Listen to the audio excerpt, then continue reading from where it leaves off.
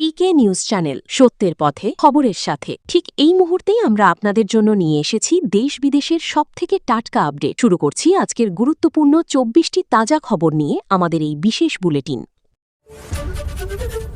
রাজ্যে ফিরছেই টাটা গোষ্ঠী। বাংলায় টাটাকে ফেরানোর দায়িত্ব বিজেপি। বাংলায় বিনিয়োগ করেও 2008-এ রাজ্য ছাড়ে টাটা।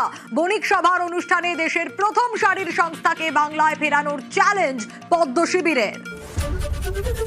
বাংলায় আমূল পরিবর্তন, হোয়াইট রেভলিউশন।